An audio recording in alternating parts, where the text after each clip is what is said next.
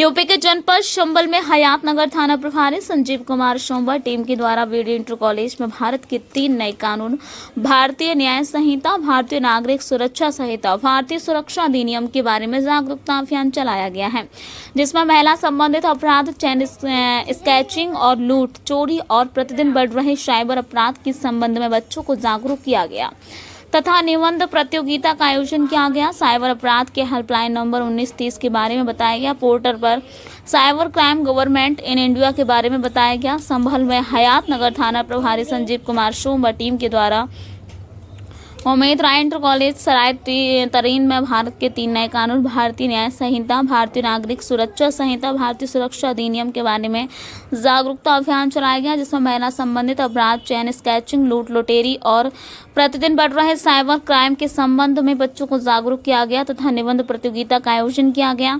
Cyber अपराध के helpline number 1930 के बारे में बताया गया। पोर्टल पर cyber crime government in India के बारे में बताया गया। हयात नगर प्रभारी संजीव कुमार सोमवार टीम के द्वारा जेडीयू इंटर कॉलेज सराय तरीन में भारत के 3 नए कानून, भारतीय न्याय संहिता, भारतीय नागरिक सुरक्षा संहिता, भारतीय सुरक्षा अधिनियम के बारे में जागरूकता अभियान चलाया गया, जिसमें महिला संबंधित अपराध, चैन स्नैचिंग, लूट, चोरी और प्रतिदिन बढ़ रहे साइबर अपराध के संबंध में बच्चों को जागरूक किया गया है।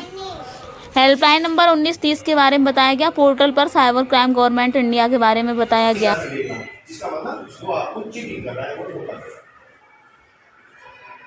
अमिताभ बच्चन के थ्रू ऐड आते हैं, समझदार बनो, जिम्मेदार।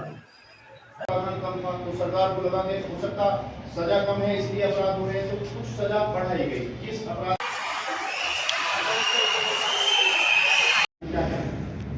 तो बहुत सारी चीजें नए कानून के हिसाब से चलने लगी।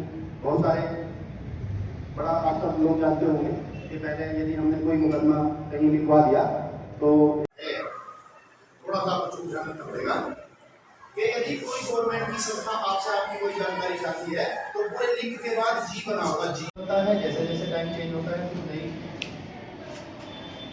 तरह के कुछ अपराध और नई तरह की कुछ समाज में समस्याएं होती हैं, जिन्हें रोकने के लिए या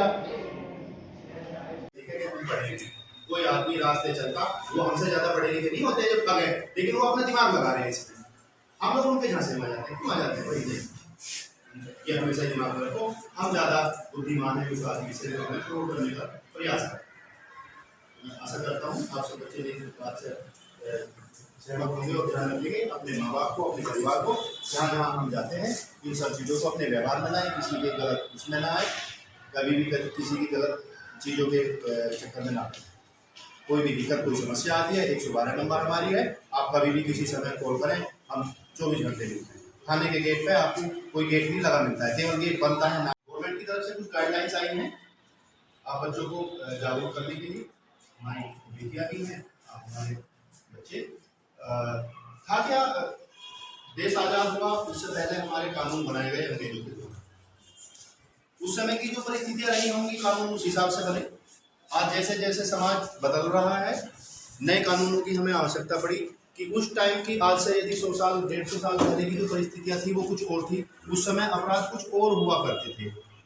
आज के टाइम में अपराध कुछ बदल गए हैं। साइबर अपराध, ऑनलाइन ठगी, बैंकों से पैसे निकल जाना, रास्ते चलते बहन बेटियों से छीटाकसी या छेड़छाड़, उन सबको देखते हुए सरकार ने 2023 में एक कमेटी गठित करी और उसमें जो आज हमारे नए समाज में जिन कानूनों की आवश्यकता थी उन्हें सम्मिलित करते हुए नए 3 कानूनों में संशोधन करा, आईपीसी, सीआरपीसी और क्रिमिनल।